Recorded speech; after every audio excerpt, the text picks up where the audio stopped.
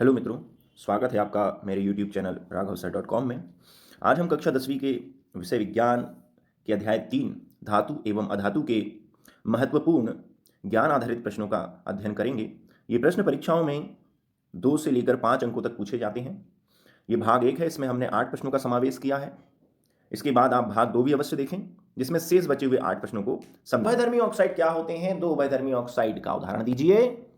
उभयधर्मी, उभय का मतलब होता है दो, धर्म यानी गुण, यानी दो तरह के गुण प्रदर्शित करने वाला ऑक्साइड। चलिए आगे और समझ में आ जाएगा। हम जानते हैं कि धातुओं के ऑक्साइड क्षारीय प्रकृति के होते हैं। अभी हमने नहीं देखा था इसके पहले वाले प्रश्न में कि धातुएं ऑक्सीजन से क्रिया करके धात्विक ऑक्साइड बनाती हैं और अगर हम पानी में घोलें तो जलीय विलयन क्षारीय हो जाता है। अर्थात धातुओं के ऑक्साइड क्षारीय प्रकृति के होते हैं और वो अम्लों से क्रिया कर लवण बनाते हैं। भाई क्षार है तो वो अम्ल से उदासीनीकरण क्रिया करेगा, जबकि अधातुओं के ऑक्साइड अम्लीय प्रकृति के होते हैं और वो क्षारों से क्रिया करके लवण बनाते हैं। लेकिन दो धातुएं ऐसी हैं, एल्यूमिनियम और जिंक, जिनके ऑक्साइड अम्ल और क्षार दोनों से क्रिया करते हैं।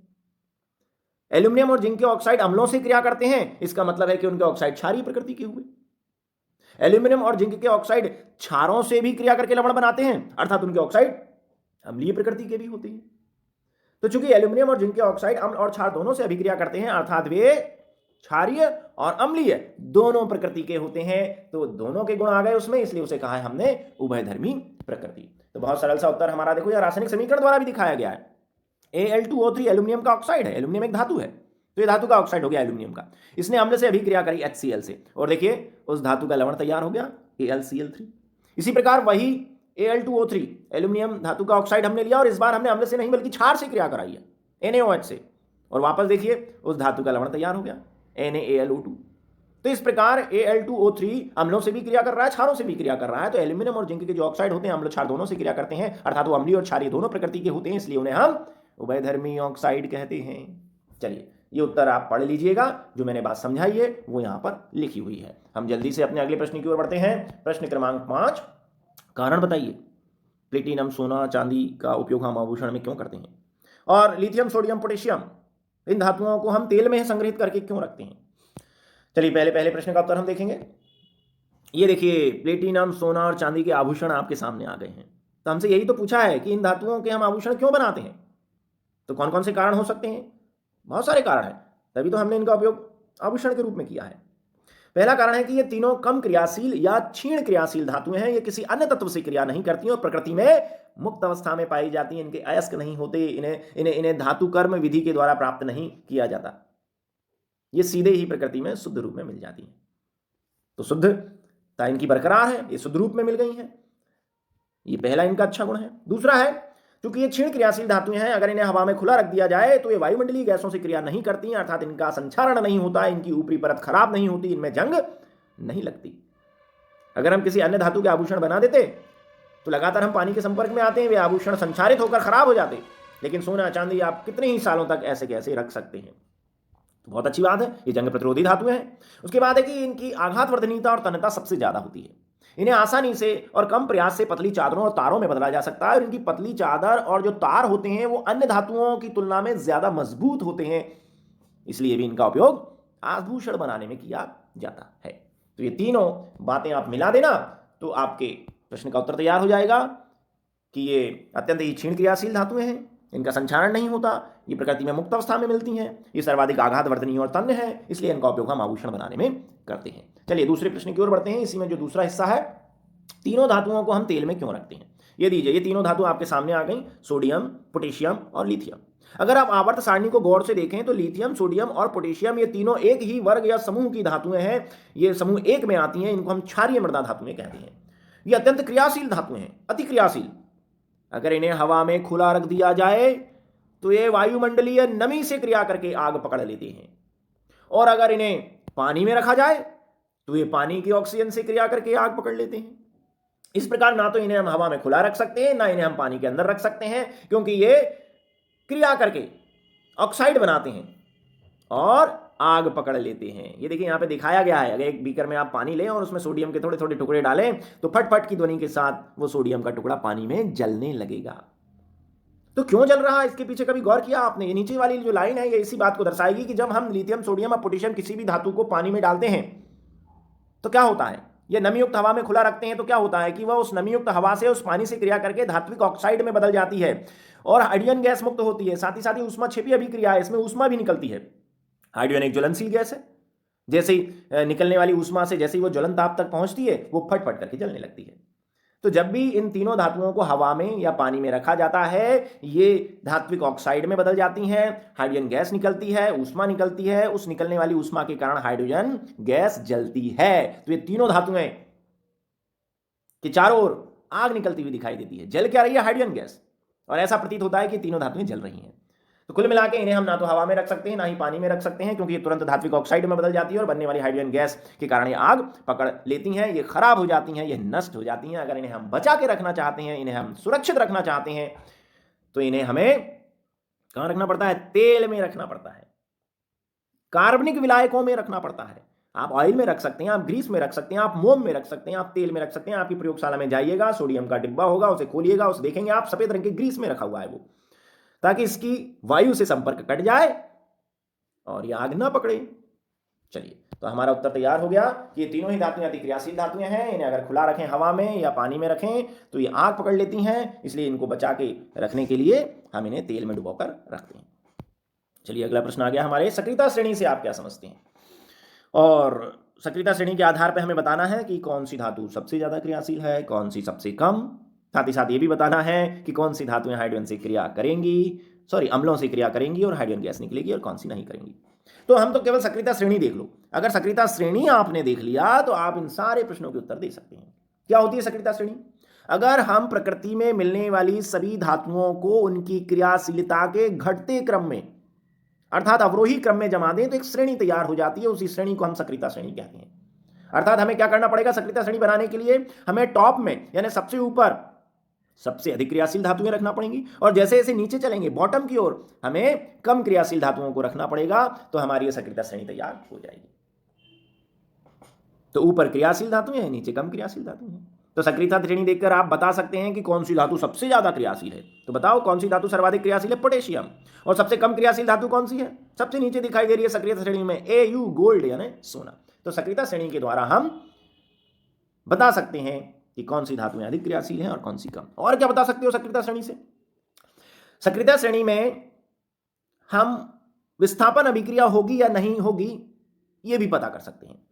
सक्रियता श्रेणी में ऊपर वाली धातुएं नीचे वाली धातुओं को उनके यौगिक से प्रतिस्थापित कर देती हैं। अगर मैं ये देखिए, अगर मैं जिंक की क्रिया कॉपर सल्फेट से कराऊं तो कॉपर सल्फेट का जो नीला रंग है वो गायब हो जाएगा, क्योंकि जिंक अधिक क्रियाशील है ऊपर है और कॉपर कम क्रियाशील है वह नीचे है। तो जिंक क्या करेगा, कॉपर को उसकी लवण विलयन CuSO4 से हटा देगा और खुद उसकी जगह जुड़कर ZnSO4 बना लेगा।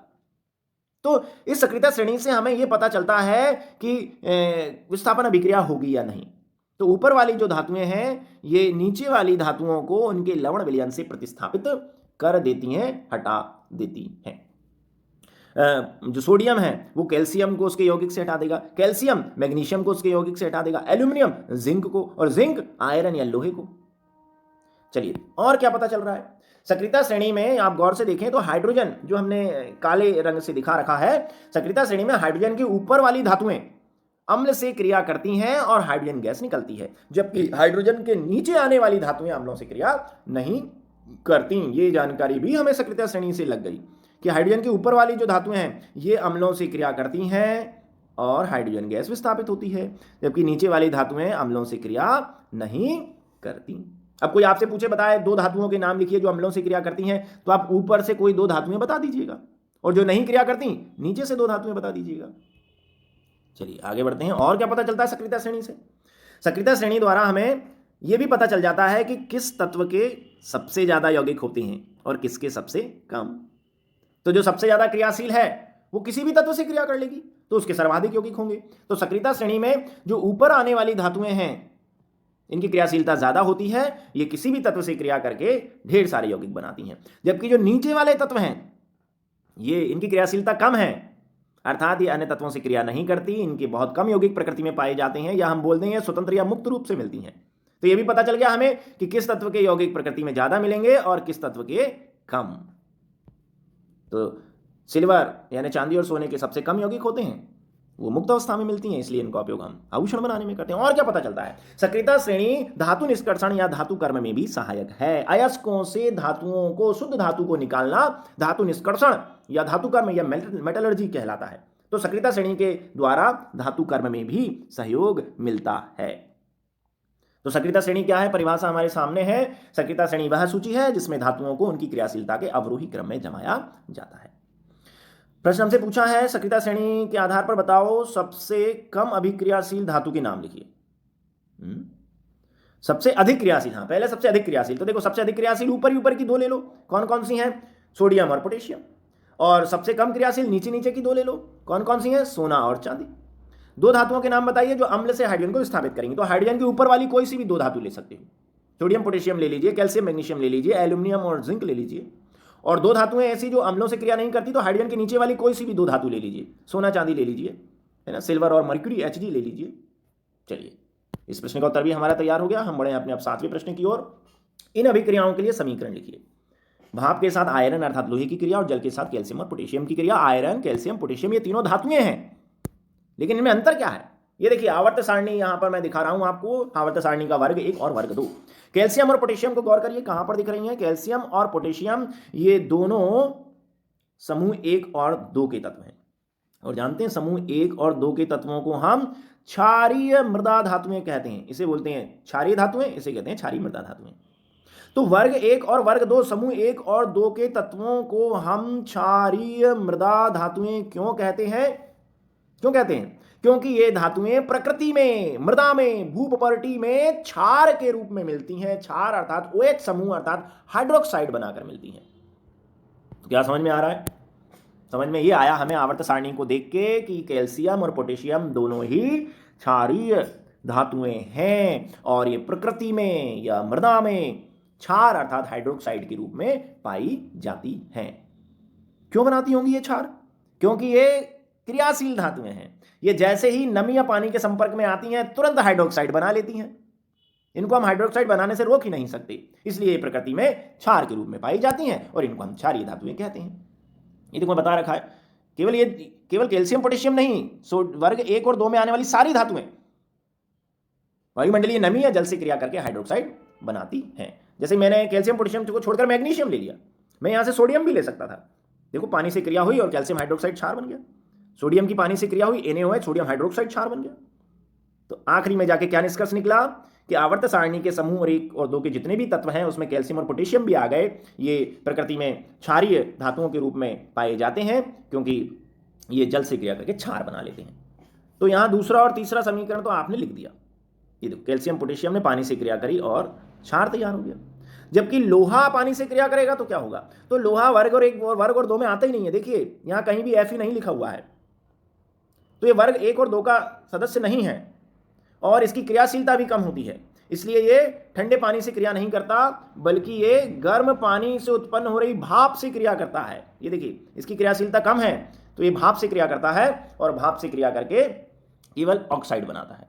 ये देखिए भाप से क्रिया करता है और भाप से क्रिया करके सिंपल ऑक्साइड बनाता है। ठंडे जल से तो क्रिया करता ही नहीं है। तो कैल्शियम और पोटेशियम ठंडे जल से भी क्रिया करके हाइड्रोक्साइड बनाती हैं। क्यों बनाती हैं? क्योंकि ये दोनों क्षारीय मृदा धातुएं हैं। और लोहा क्योंकि इसकी क्रियाशीलता कम है, ये ठंडे जल से तो क्रिया करता ही नहीं है, गर्म जल से उत्पन्न हो रही भाप से क्रिया करके ऑक्साइड बनाता है Fe3O4। चलिए अब आ जाता है हमारा अंतिम 8वां प्रश्न। आपने तांबे को मलिन बर्तन को नींबू और इमली से साफ करते अवश्य देखा होगा। खट्टे पदार्थ बर्तन को साफ क्यों कर देते हैं? घरों में देखा है आपने, तांबे के बर्तन होते हैं, कॉपर के, और वो बहुत दिनों तक इस्तेमाल करने से उनकी ऊपर की सतह मलिन पड़ जाती है। ये देखो ऐसी हो जाती है। ये तांबे का बर्तन है, हमने बहुत दिनों से इसे धोया नहीं, काम में तो ले रहे थे, तो इसकी ऊपर की परत पे देखिए सब इसके ऊपर हरे रंग के धब्बे बन गए हैं और इसकी ऊपर की सतह बहुत मलिन या गंदी हो गई है। फिर हमारे घर में हमारी मम्मियाँ क्या करती हैं, बहनें क्या करती हैं, इसको नींबू से रगड़ती हैं, इमली से रगड़ती हैं, टाटरी से रगड़ती हैं, विनेगर या सिरके से रगड़ती हैं। ये सब अम्ल होते हैं। तो जब इनको अम्ल से रगड़ा जाता है तो क्या होता है, ये बढ़िया चमकदार हो जाता है। इसकी ऊपर की सतह फिर चमकने लगती है। क्यों चमकने लगती है? तो यहां समझाया गया है। वायु में उपस्थित कार्बन डाइऑक्साइड, ऑक्सीजन और नमी से अभिक्रिया करके तांबे की सतह पर हरे रंग की परत बन जाती है और तांबे की ऊपर की सतह मलिन पड़ जाती है, वो चमक खो देता है, वो गंदा हो जाता है। यहाँ पर अभिक्रिया भी दिखाई गई है कि कैसे तांबा जलवाष्प और कार्बन डाइऑक्साइड और ऑक्सीजन से क्रिया कर रहा है। फिर ये परत जो बन गई है ये जल में अघुलनशील होती है। आप केवल पानी से धोगे ना इसको, ये नहीं निकलेगी। अतः स्वच्छ जल से धोने पर ये अलग नहीं होती। नींबू के रस में उपस्थित अम्ल, नींबू के रस में साइट्रिक अम्ल होता है, इमली में टार्ट्रिक अम्ल होता है, विनेगर या सिरका लेंगे उसमें एसिडिक अम्ल होता है। किसी भी अम्ल से अगर आप इसे रगड़ें तो क्या होगा, ये क्षारीय कॉपर कार्बोनेट की परत से जो इसके ऊपर चढ़ गई है, धातुएं जो बनाती हैं वो क्षारीय कार्बोनेट या क्षारीय ऑक्साइड बनाती हैं, तो इसके ऊपर जो परत जम गई है क्षारीय कॉपर कार्बोनेट की, वो इस अम्ल से अभिक्रिया कर लेगी और क्या बन जाएगा, घुलनशील लवण बन जाएगा, जिन्हें जल से धोकर अलग कर दिया जाता है। इसलिए तांबे की सतह दोबारा चमकीली हो जाती है। तो तांबा के ऊपर परत बन गई हरे रंग की, वो मलिन हो गया। ये जो परत है ये क्षारीय परत है, हमने उसके ऊपर एक अम्लीय पदार्थ रगड़ा जैसे नींबू, तो उस अम्ल ने इस क्षारीय परत को उदासीन कर दिया, लवण बना दिया, जो आसानी से पानी में घुल गया और हमारा बर्तन फिर से चमकदार हो गया। तो क्यों करते हैं हम अपने बर्तनों को अम्लीय पदार्थों से साफ? यहाँ उत्तर आपको दिखाई दे रहा है। इस प्रकार हमने हमारे ज्ञान आधारित अध्याय, उम्मीद है आपको वीडियो बहुत पसंद आया होगा। पसंद आया हो तो आप अपने मित्रों को भी इसे शेयर करें और चैनल को सब्सक्राइब करें और पढ़ाई पर ध्यान दें। परीक्षा का कम समय बचा है। बहुत बहुत धन्यवाद।